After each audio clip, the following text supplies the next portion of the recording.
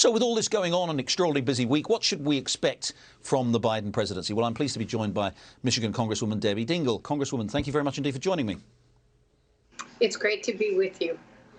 Let me start by saying I think it's fair to say that Joe Biden got quite high marks from across the political spectrum for his presidential inauguration this week, for his speech in particular, and particularly the emphasis on the need to unify a divided country. But those are the words. Obviously, it's going to require action, and it's going to require a lot of action because it's a very divided country. What do you think are the most effective ways to bring the country together now after it's been through such a period of extraordinary division? Well, I think part of the problem is that we're all going to have to be part of this. Democracy is not something that you can take for granted. We all have to engage and we all have to act.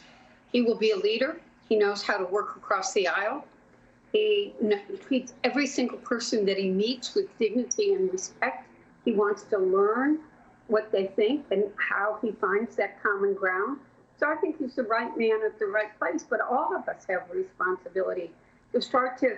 I think that January 6th was one of the most horrific days in the history of the United States of America.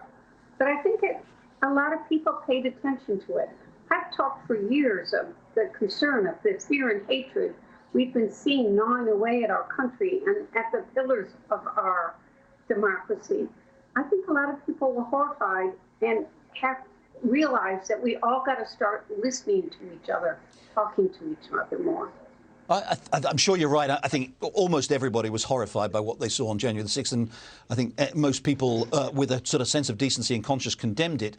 But in the president's inaugural, he did seem to suggest that, you know, perhaps the largest problem the country faced in terms of its divisions is white supremacy and is racism. And I wonder if that's true. It did seem to suggest that, you know, nearly 75 million people voted for Donald Trump, not by no means all racist, many of them in your own district, many of them in your own state who are good, decent Americans who believe in their country.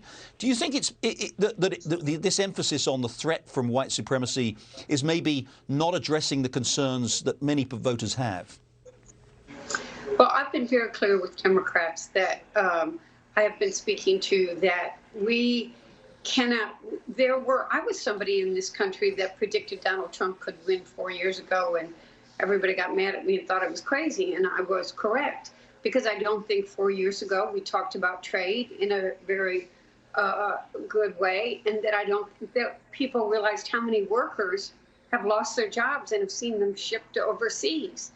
I think right now I am very worried about these extremist groups that you've seen. And quite frankly, if you have ever been a target of Donald Trump's hate tunnel, as I call it, you've seen them. You know they're there. I have many of them. Some of them live in my district.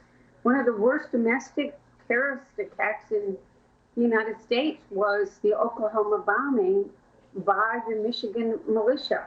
So hate groups are something, no matter who they are, who they're targeting on, we need to be aware of. But I'm going to tell you, I say to Democrats, 70 million people voted for Donald Trump, and many of them did not agree what happened at the Capitol, and most of them I don't believe, want to kill somebody or want democracy to go away. We need to listen to them. We need to understand what they care about.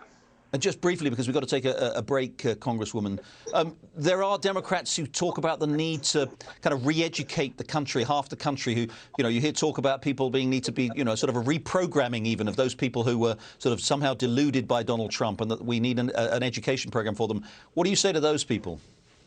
I hate the word reprogramming. I'm not reprogramming anybody. We all have to take responsibility for really understanding what the facts are. We're returning to a day when science matters, and we do need to talk about how we provide information that's actually accurate and people know they're reading accurate information.